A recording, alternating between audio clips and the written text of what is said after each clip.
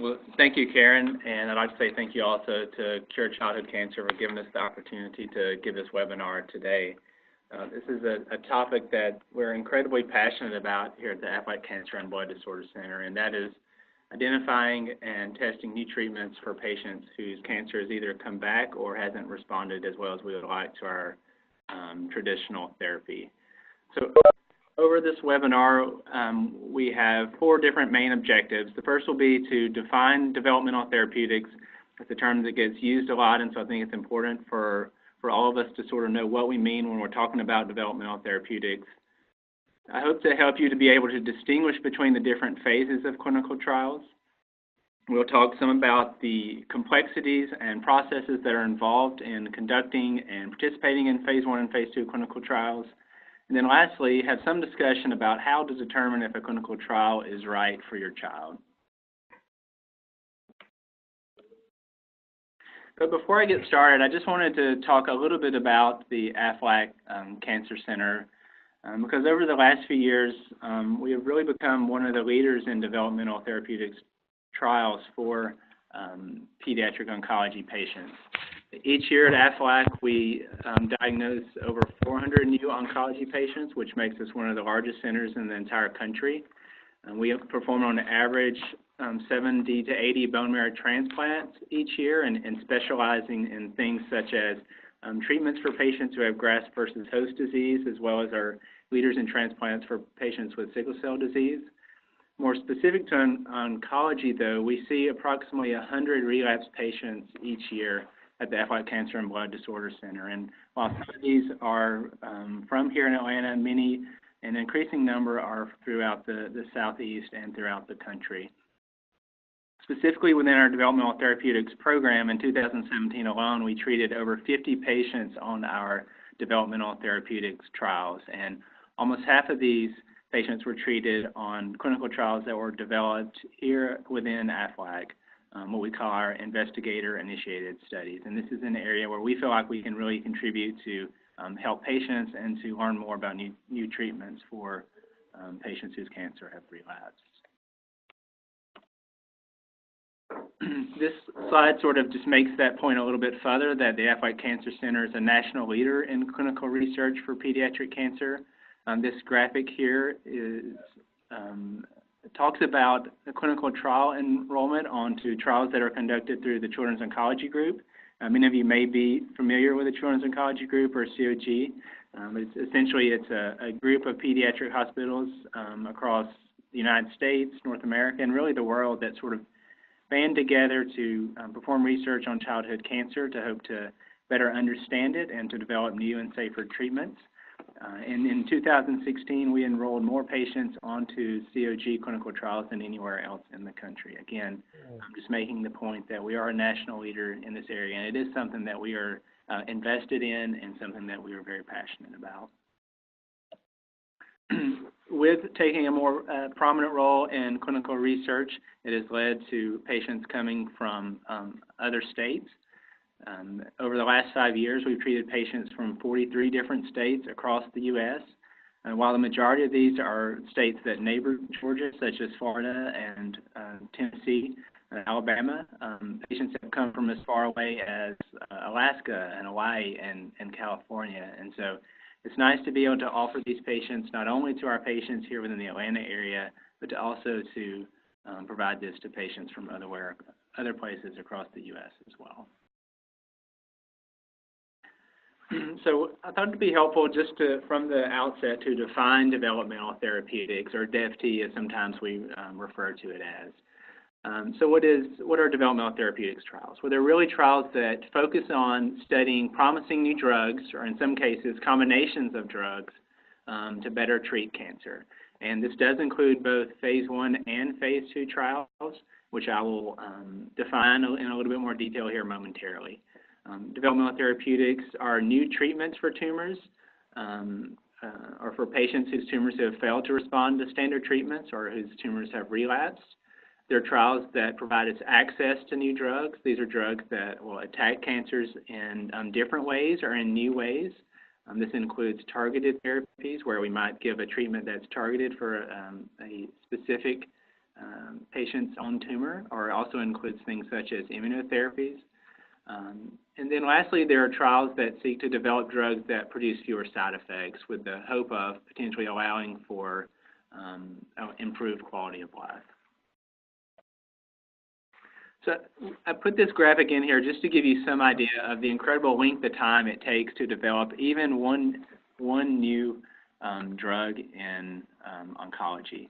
And so the top line here really is years, and it suggests that it takes 12 years to develop a new treatment for oncology. But this could go for really not just oncology, but any any effort in new drug development.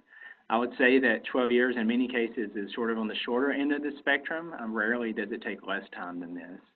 But I thought it'd be interesting for you to realize that the majority of this time is research that's done long before the drug ever makes it into a clinic and before it ever makes it into a patient for the first time. This is work that are done in research labs and testing in cells in labs and in animals before they ever make it into the clinic. Many times this involves testing hundreds, sometimes thousands of different drugs to see which one is most effective. Once it does make it into the clinic, it's done so in what we call a phase 1 trial. This is when we're testing a medication for the first time in people and where we're trying to identify what the best dose of the medication is and what the side effects are. Once we identify that, it moves to a phase 2 study to where we really test for the first time if the medication works or if it's effective. And then it moves on to phase 3 and phase 4 testing, which I'll talk about more momentarily. But just to give you an idea, it takes an incredible length of time. There's a lot of efforts to try to speed up this process so that we're getting patients access to these drugs on a much more timely fashion. So let's define explicitly what the different phases of clinical trials are. Again, for developmental therapeutics trials, we're talking mainly about phase 1 and phase 2 studies, but I think it's important to have some sense of what the other phases of trials are as well.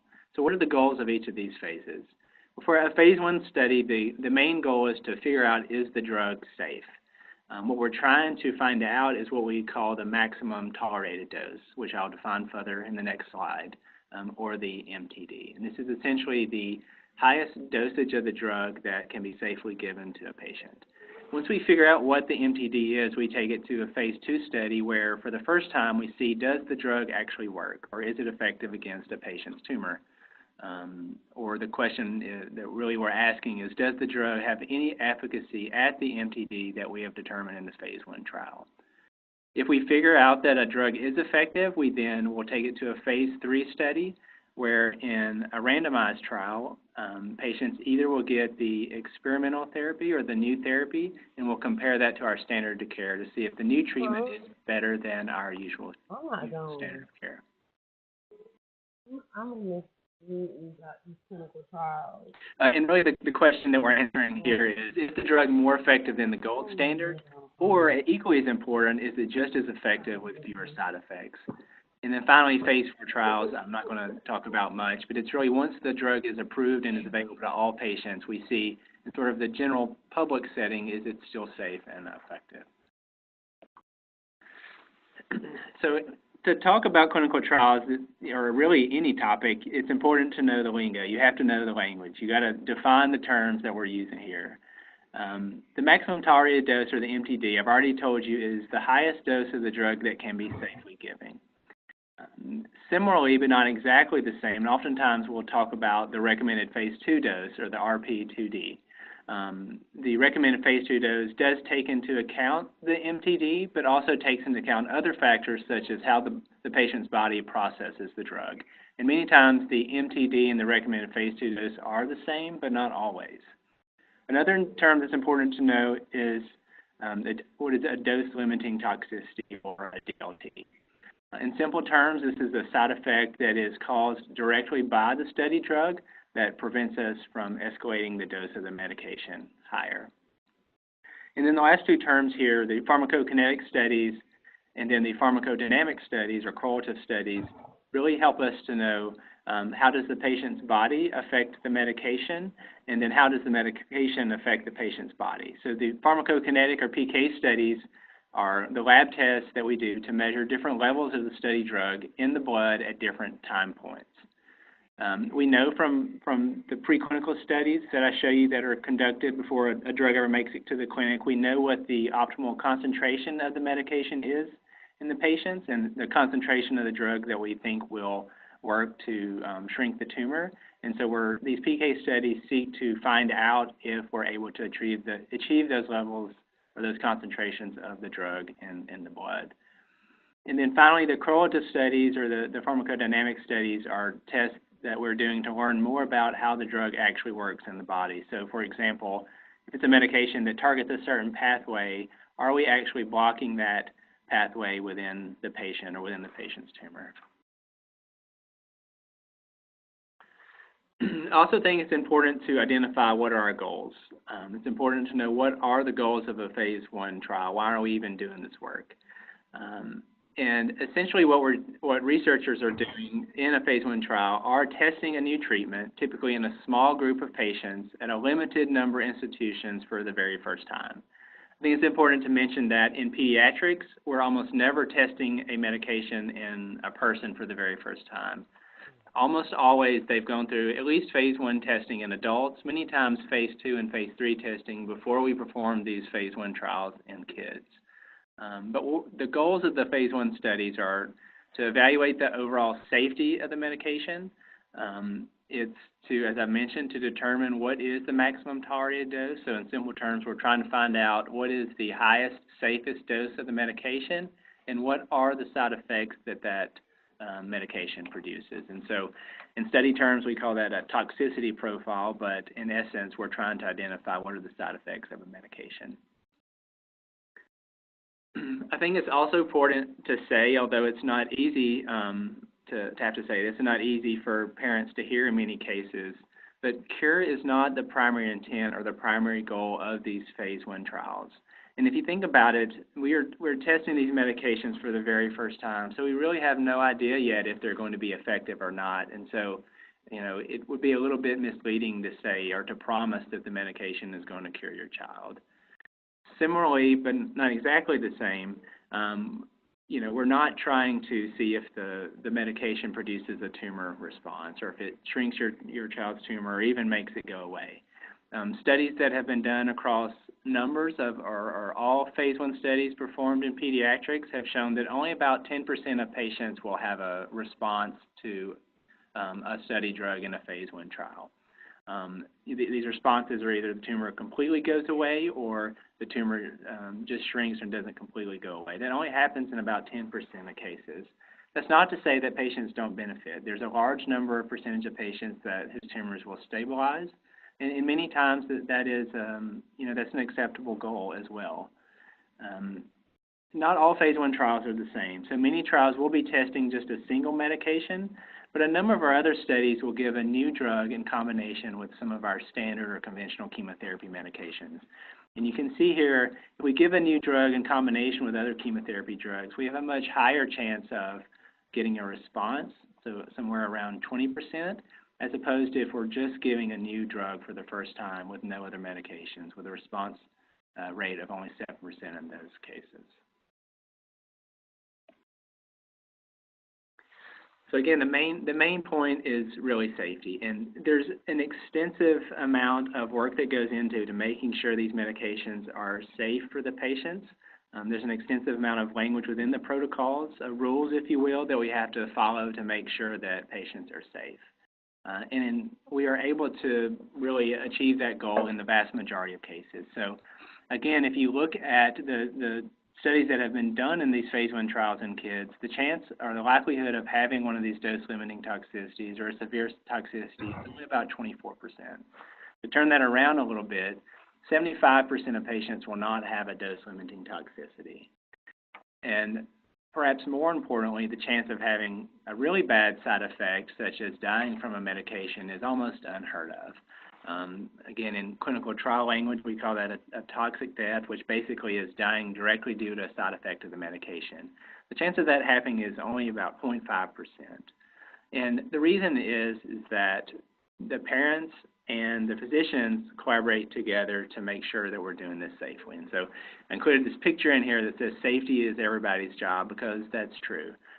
We as physicians will ask for patients who are participating in clinical trials, and for parents as well, we ask lots and lots of questions about any potential side effects that the patient is having because of the medication. And similarly, we ask parents to take responsibility as well to let us know, and patients as well, if they're having any sort of new side effect that they weren't having before they started the study drug. And so with that partnership, we're able to conduct these trials safely. So another question that gets commonly asked, or that I think parents oftentimes wonder about, is where do these clinical trials even come from? Do I need to travel across the country to get the best treatment for my child? And so we sort of divided the sources of phase 1 studies, and this should really be phase 2 studies as well, into really 3 big groups. And the first group are what we call our consortium studies, or cooperative group studies.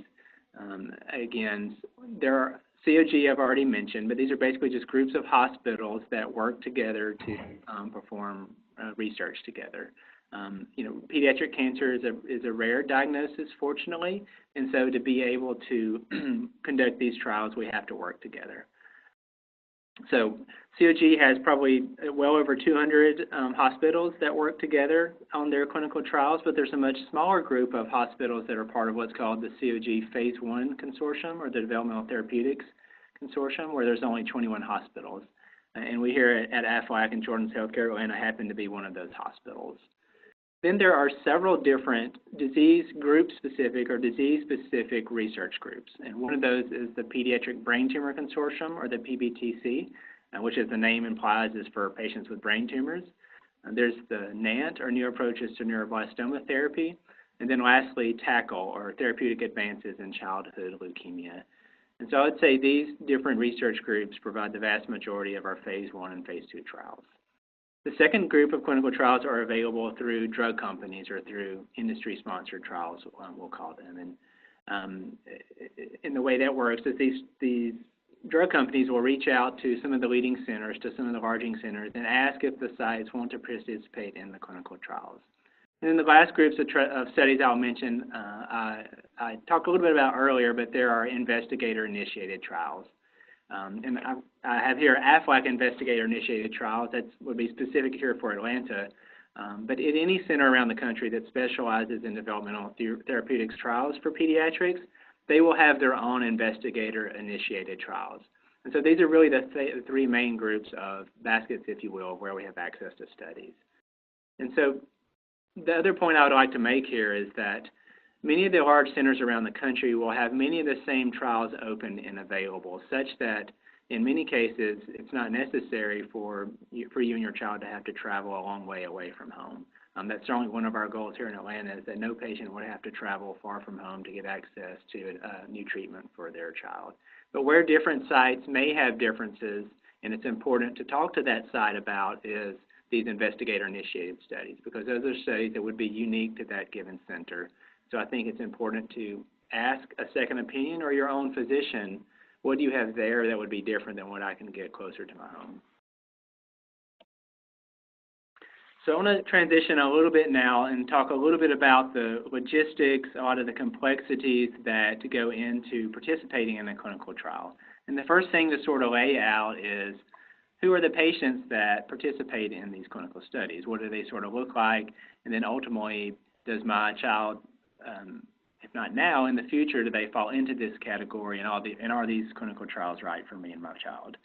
So the patients who participate are those who have failed the standard therapy.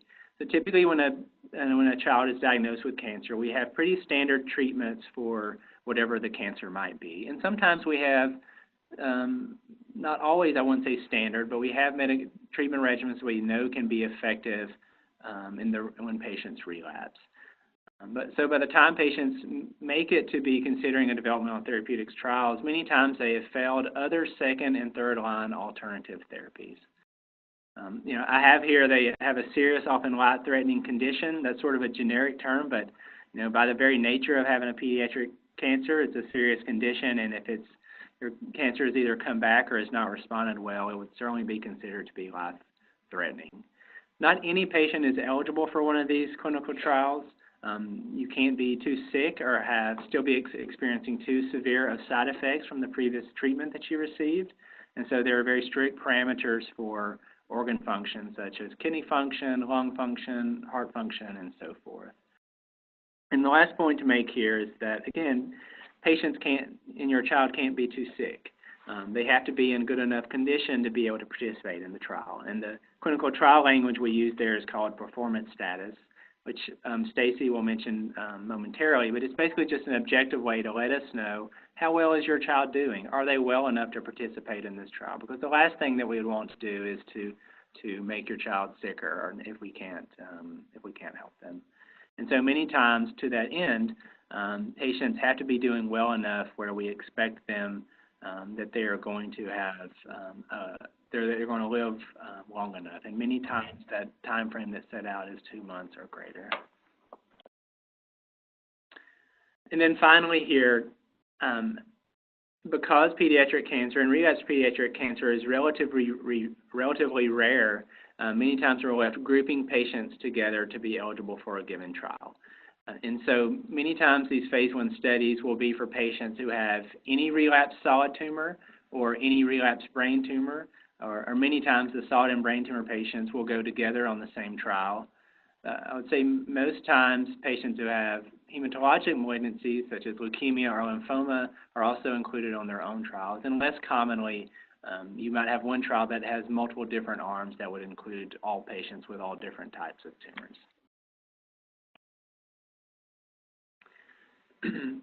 So before I turn it over to Stacy, I just want to sort of give an overview of the consenting process. And just to let you know, it is a fairly complicated and complex process, not just the discussing of the clinical trials, but even the sort of thinking and preparation that goes into deciding whether or not to go for a consult to consider participation in a phase 1 or phase 2 clinical trial. Like all pediatrics, we're dealing with children after all, and that has its own set of things that have to be considered and thought through. We're considering giving what we would call an experimental medication, or certainly a medication that we're testing for the first time in children, and so that opens its own set of things that have to be considered. And the timing of the consideration of these clinical trials and the consenting is at a time when you've just learned that perhaps one of your greatest fears have been realizing that your child's cancer has come back, or it hasn't responded as well as we all would have hoped. And so it's a very emotional time, it's a very sad time, which can make for a very sort of emotionally intense and charged consideration process and consenting and discussion process. The other times, many times families are considering, as I alluded to earlier, do I want to, or is it the right thing to do to go, across the country or many hours away to consider participating in these clinical trials? These are, considering traveling away from your support network, away from your home, which has its own stresses incorporated within that, both for your family and other family members, as well as financial considerations as well. And the last point I'd want to make here, it doesn't entirely fit in the consenting process, but when we're thinking about potential clinical trials, and when you as parents are thinking about potential clinical trials for your children, it's important to know that it's not as simple as, my child has this cancer, there's this trial that we want to participate in, I want to sign up and let's do it, we can give you the treatment. Many more times than not, there's a very limited number of treatment spots that are available on these trials. So for example, for a COG clinical trial, at a given time, there may only be 3 spots available in the entire country for a patient. That's not just 3 spots here in Atlanta, that's in the entire country. And so you can imagine sometimes it's very difficult to get spots on these clinical trials. And so it's important to sort of realize that it's something that we have to consider as well. And so having sort of laid out some of those things to think about in the consent and pre-consent discussion, I want to turn it over to Stacy to talk a little bit more about the specific nuts and bolts of the consent discussion. Thanks, Dr. Cash. As you can see from the slide, there's a lot of things that we kind of pour into that consent discussion. This slide actually comes from a research article done back in December or published in December of 2013, where they actually studied informed consent in phase 1 clinical trials, pediatrics. And it was done with both parents and young adults. Dr. Cash and I, in our role, tend to see a lot of young adult patients in the sarcoma world. So we may be dealing not just with parents, but with 20-year-olds, 21-year-olds, 18, 19-year-olds. And so that conversation can be a little bit different than, when it's a parent with a 5 or 6-year-old. But I think that these adolescents who have been through therapy before offer a lot, and their opinion is very important as to how we should frame that discussion. And kind of holds true for what we would try to do for any family. Common themes of that were that they all wanted, obviously, information. They wanted an honest discussion. They want an individualized approach, which I think is fair for any parent and child to ask for. Not just a generic, this is what we could do for you, but what makes sense based on your history, where you are in therapy, where you live, what your family looks like, what is involved in this particular trial. Those sort of things all come into play. They want time, and I think we do try to provide that. So you can plan when you're coming to Aflac to have your initial consult visit to at least be in the room with us for an hour, sometimes longer, but I don't think it's ever been shorter. So sometimes they ask for multiple delivery methods. So if you're a family coming here from out of state or out of town, we don't necessarily know you very well. Sometimes what we'll try to do is send a consent or some information about the potential trials that you're looking at to you ahead of time to be able to review, to help you ask the questions that you want to ask, and just to kind of give you a little background information. Families want to know, what are the risks, what are the benefits of each trial, how does the trial work, where are you in the trial? And this is sometimes something that we don't always have an answer to. They want to know, well, what are the outcomes of the trial? And unfortunately, these are ongoing studies, and so that's not information that we usually are going to be able to give you as far as how patients are doing. And then we're also kind of protected by HIPAA to protect other patients. We can kind of give you some generic information, but not exactly how each patient on the trial has done. And then the things that are highlighted here in red that I thought was interesting and also special that was common themes was they want to know how this may help others. And I think that when we work with families with cancer, I think it's something that I'm always amazed that even in such a terrible, stressful situation that families want to know, what can I do to help somebody else? And I know that you've probably met folks along the way that have, been there for you and helped you out.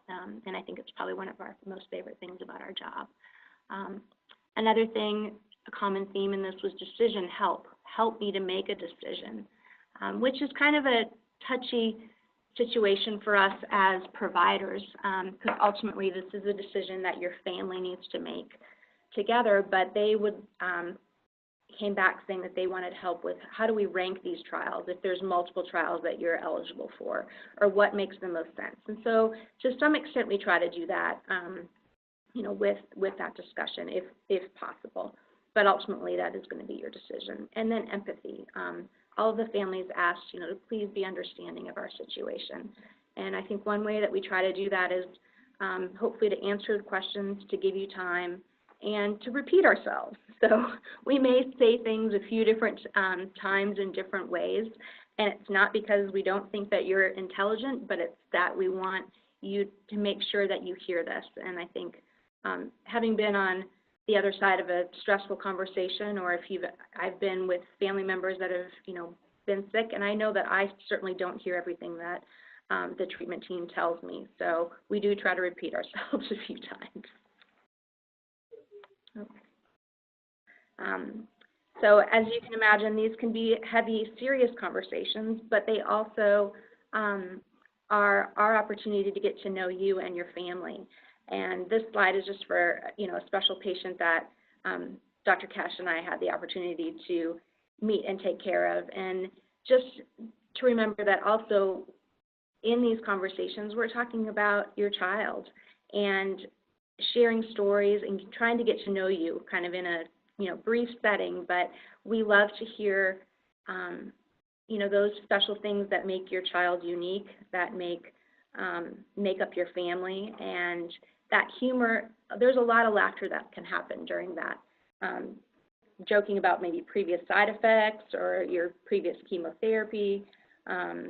This young man, when he came to us, had us literally rolling on the floor.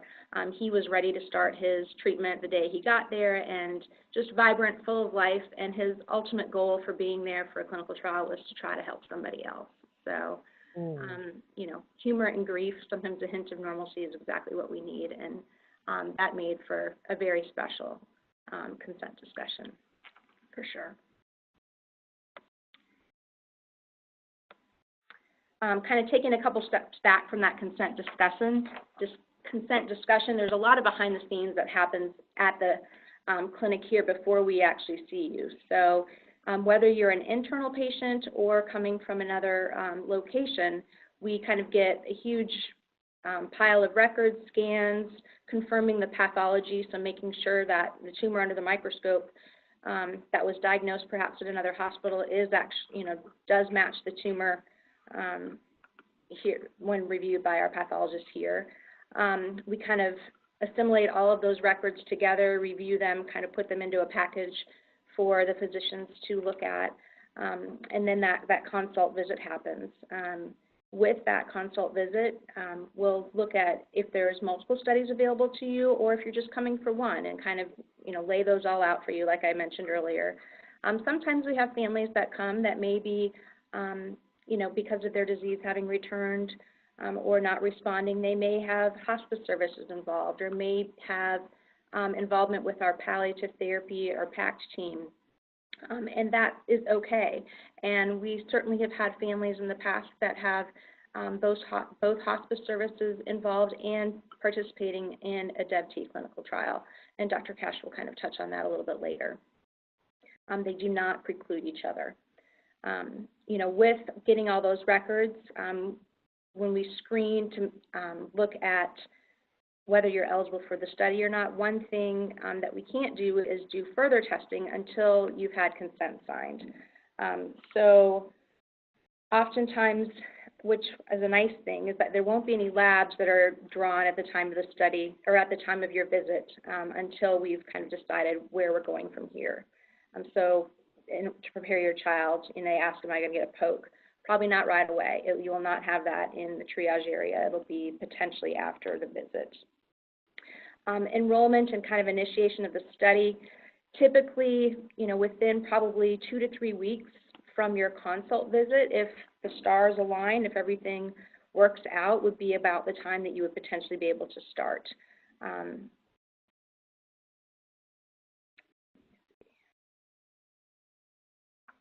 And to be able to start a trial, as Dr. Cash alluded to earlier, there's lots of requirements that kind of need to fit into the bucket of the trial.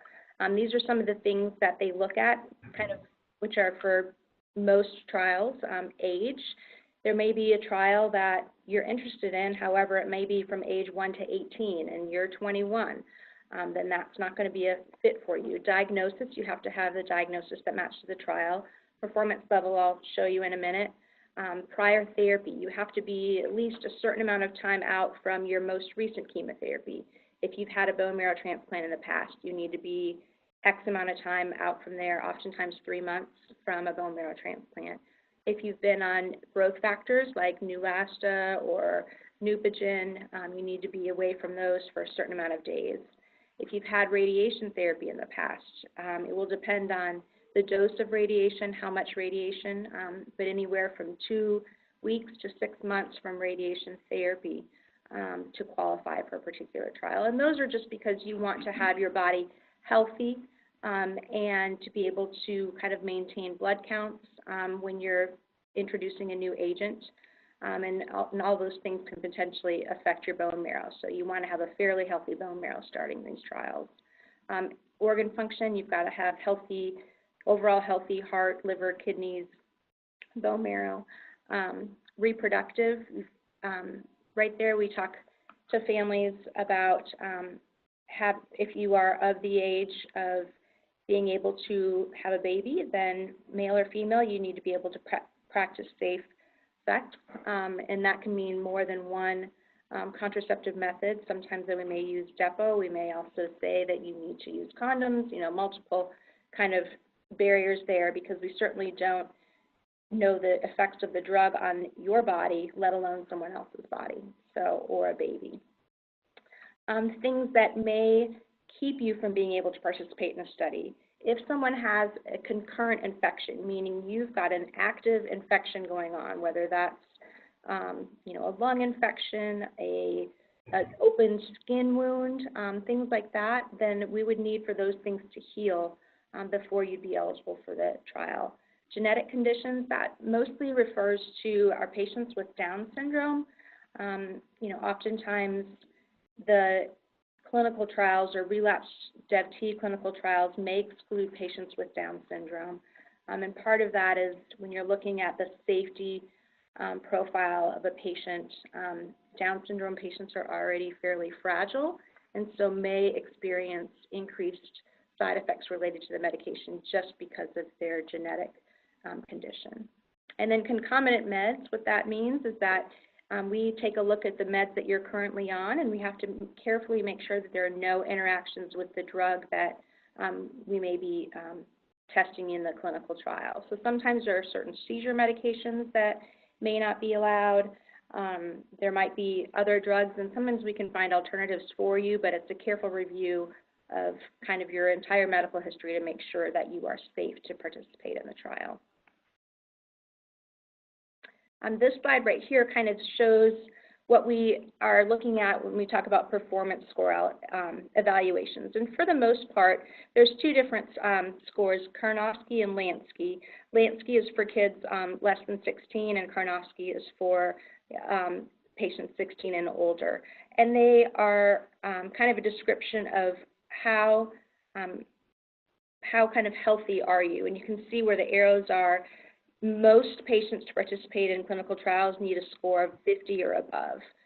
You can see in the adult Karnofsky one that requires considerable assistance and frequent medical care. Now below that says disabled, requires special care and assistance. And then for Lansky, gets dressed, lies around much of the day, no active play, but able to participate in all quiet play and activities. So those are kind of the minimum requirements that we're looking at when deciding if it is safe for you to participate in the clinical trial. As I mentioned, the screening process is very time sensitive. There are scans that may need to happen, and even if you've had them a month ago at the time of maybe recurrence, we may need to repeat them to get the best disease status, so we know currently what your disease is doing close to the time of starting a trial. We may need to repeat lab work or bone marrow tests, spinal taps, within a short period of time prior to starting the trial. And then looking at scheduling and kind of discussing with you what's important, kind of what are your goals of care as a patient, as a family. There might be options for an IV versus an oral medication. It could be hospitalization versus outpatient. Clinic visits more often versus less often. And then sometimes, as Dr. Cash mentioned, we have pharmacokinetic testing and lab draws. For some families, that might mean that we need to put an IV in, or that you need to have multiple pokes in a day. Maybe it means that you might need to have a port again. So all those things kind of come into consideration as we're deciding, what works for you and what you are willing to do, as well as what makes sense for your family. Not on there, but is also the psychosocial aspect that we talked about, is that travel. You're coming from out of state, or you're coming from 3 or 4 hours away, or even you're here in Atlanta and you're driving in traffic, 2 hours a day back and forth to clinic. What works for you at this time point? Do we need to set up lodging for you? Is this going to break up your family? Is this doable? So kind of if all those things are able to be worked out, and as we kind of joke about the stars align, then, kind of consent is signed, screening has worked out, and then you're able to kind of start participation in the trial. This slide here sort of gives an example of what kind of the required assessments of a clinical trial may look like. And you can see it's fairly intense. It's going to be more intense usually in the first 1 to 2 cycles. Usually during that time, we'll have kind of weekly exams in clinic, at least weekly. You might have labs 1 to 2 times a week. Some can be here in clinic. Some might be done closer to home. Scans, oftentimes there's going to be disease evaluations that happen at the end of the first or the second cycle, and then they're repeated every 2 cycles, 2 to 3 cycles after that to look at your response to the clinical trial, the study drugs. And that may also include something like a bone marrow exam. So that if you have that at the beginning and you have disease in your bone marrow, then we may need to repeat those with every time that we do scans. And certain studies may have other special things that they're looking at, like maybe related to your heart. You may have to have other special labs related to the drug that you're on. So this, we kind of get a recipe with the protocol that has pages that look like this, that tell us, what we need to do to keep you safe and to keep in line with the clinical trial. And again, I think I sort of spoke to most of these things. And we will lay that out. Sometimes the consents lay that out for you in a schedule. We also will give you a calendar so that you can kind of plan ahead and you know what is going to be involved for that particular trial. And then within that monitoring piece, there's also things that when you're coming for your visit, that we will be asking you routine questions about as far as side effects go, any issues that you're having at home, or if you end up being admitted, say, with maybe you have a reaction to the drug that you're getting by IV in the clinic, that's something that we would call a serious adverse event, or an unexpected admission to the ICU with a serious infection that potentially is related to that drug. For those type of things on our end, that requires immediate reporting within usually 24 hours, that they may have to then, stop the study for a brief period of time while they further investigate that to make sure that the drug is safe for other patients to continue on. And then also the dose-limiting toxicity, which Dr. Cash kind of reviewed. We'll be looking, the lab results that we get and also the side effects that you're reporting. All of those things go together and potentially might, if you have something called a dose-limiting toxicity, then that might be another reason that we have to stop the drug or hold the drug. For example, we have some medications that may cause increased cholesterol or increased blood pressure, and if it gets to a certain level, then we might have to stop the drug because of that. So every time you come to clinic and we ask you those 100 questions and do your exam and ask you 100 questions again, that's all for our reporting and monitoring and in the way of safety. And this shows what we have to do on our end kind of for each side effect that we report, whether it's a laboratory side effect or a symptom side effect or something that we see on exam. So you can see at the top, talks about anemia. There's various levels of what your hemoglobin is. For each of those things, we report that number. And all of those things together have to help to tell us, is the drug safe and at what dose can we then use this drug with. For example, if you have vomiting, we're going to ask, how many times did you vomit? Did you vomit 1 to 2 times? Did you vomit 5 to 6 times? Were you admitted to the hospital for vomiting? If you have mouth sores, we're going to grade, what that mucositis looks like. And all of those things together are reported very, very strictly. And then this right here is just another thing that we use here at Aflac as a way to kind of keep you safe. And that is kind of an advisory that pops up anytime you present to our hospital. So if you come to the emergency room with fever, what this says is, hey, this patient's on a phase 1, phase 2 clinical trial. We need to know about that they are coming to you right now. Before you prescribe any new medications, you need to call our on-call team, and then, we will further guide you in their care. So, like we've said multiple times, safety first. So. I'm going to turn this back over to Dr. Cash to kind of wrap up. And here you go. Well, thank you, Stacy. I think you can see that there's a lot that goes into our developmental therapeutics trials. And just the slide sort of summarizes things a little bit here before we move on to the last portion. You know, even the smallest complaint could be something significant, and so that's why we go to the painstaking, you know, degrees that we do to make sure that you aren't experiencing any new side effects or your child isn't experiencing new side effects, and why we go through all the strict monitoring that Stacy just described.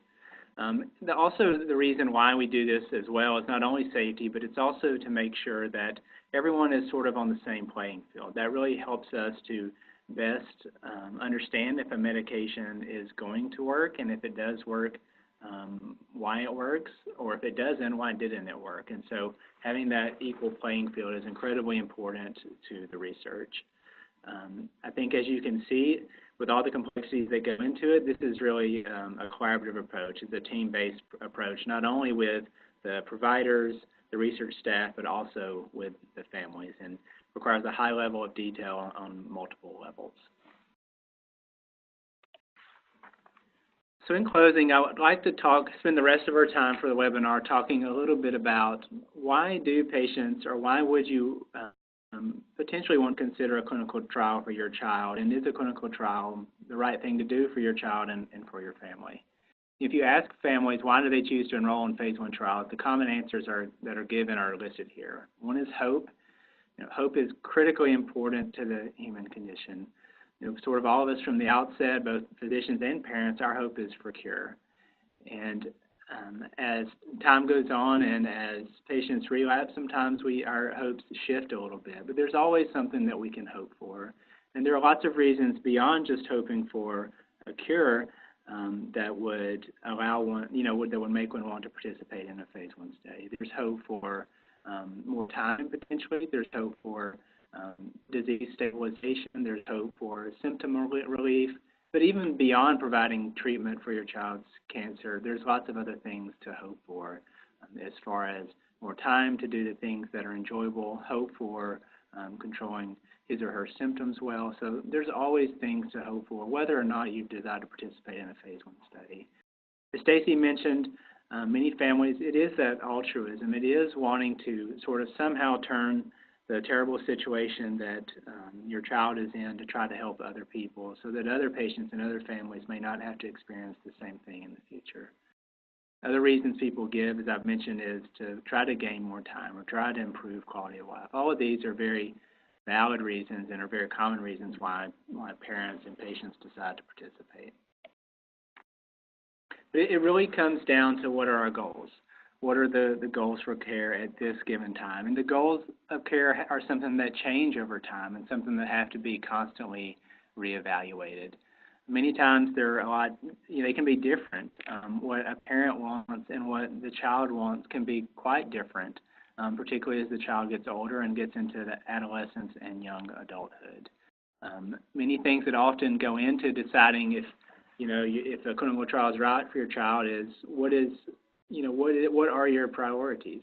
The sad part of what Stacy and I do is that many times we are talking to patients and families where there is no cure. There is no cure for their child, and they are facing in the coming months to years to who knows the sort of the end of their natural life and their life being cut short because of their cancer.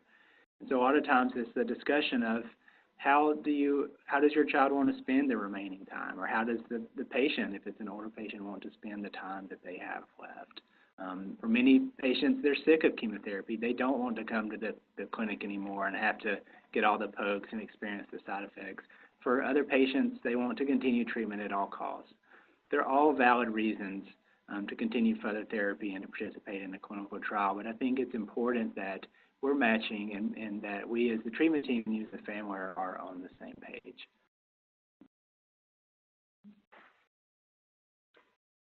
So I think something just to say is that when you come for that consent discussion, and it may be at the end of that you decide that this is not a fit for you, and that's okay too.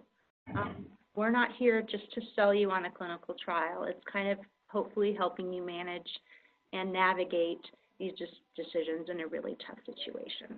So we are completely understanding of that. If that's the end result of your visit with us, that is okay.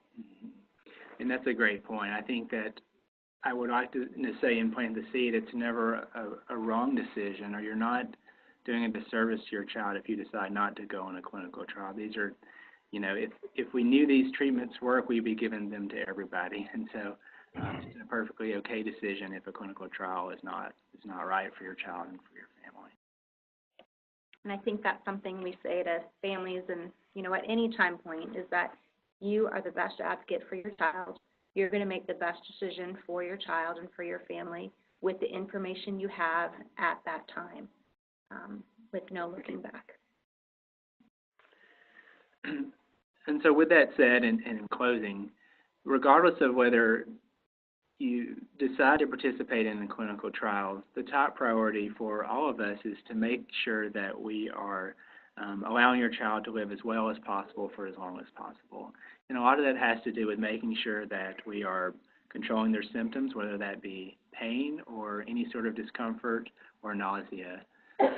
But for patients who are nearing the end of life, again, participating in a clinical trial does not preclude making sure we're maximizing their quality of life towards the end of life. There's been a lot of research that's gone into this, and Stacy and I can testify to this in the patients that we see and treat. It's not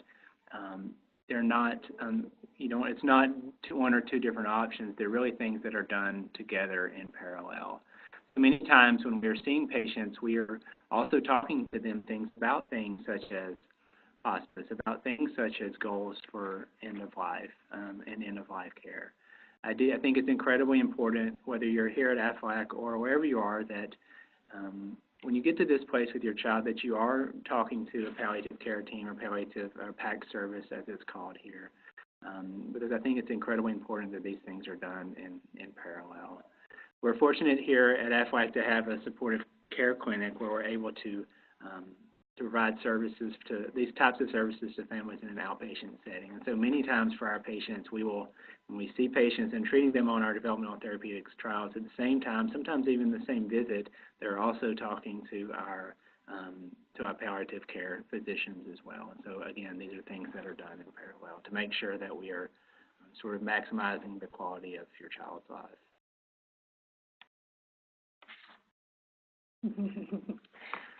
That tends to be a quote that I use, that we also just love. Hope is being able to see that there is light despite all the darkness. And we may meet you at a dark time, but we, you know, are there to always maintain hope for you.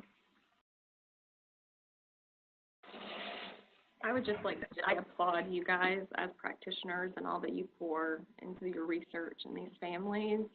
And I just stand in awe of the families that are in this place and find themselves needing to make these decisions. So we're going to pause here on our end and allow for some questions and answers. And any of those who have been writing in during the webinar, we'll just have time to look over and read them out loud and try to answer your questions. So if you guys have any, please go ahead and type them in, and we will try to get to as many as we can in a timely manner.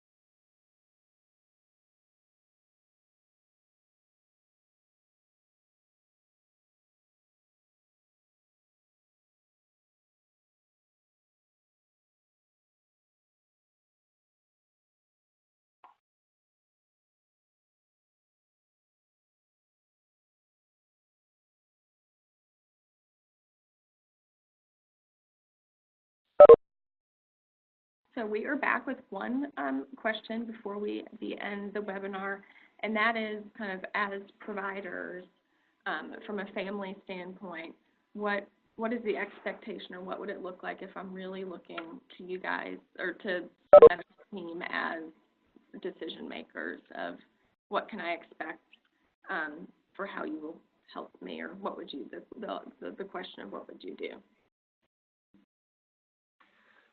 That's a great question, and it's one that we get answered quite frequently.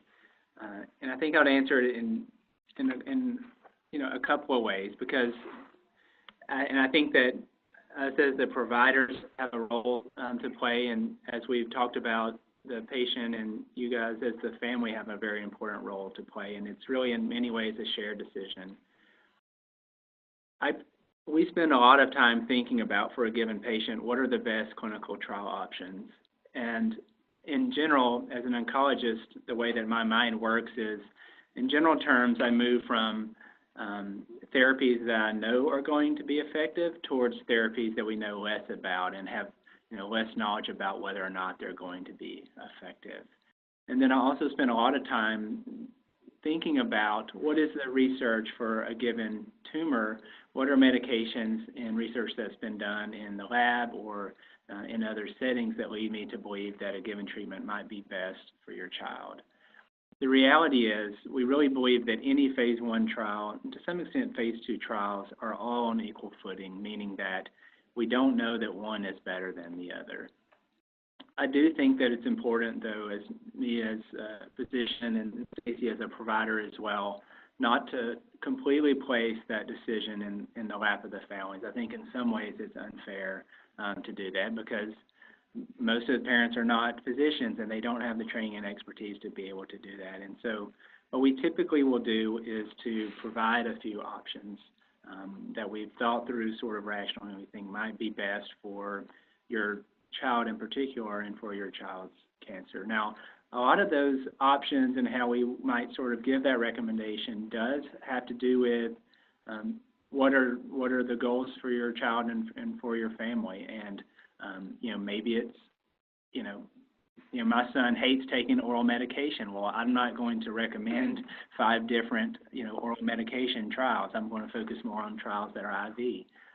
Some are I want medication that I don't want to come to clinic. I want to come as infrequently as possible. Well, I'm not going to choose a trial that's going to have you here every day a week for 3 weeks in a row. That doesn't actually happen. I'm being a little bit facetious, but sort of that component for you and what's important to you and your son or daughter plays a critical role for me in knowing how best to make that recommendation. So it's a shared decision-making process. It's not one, though, that ultimately that I think that that either one of us should make independently. I think it's a decision that we make together.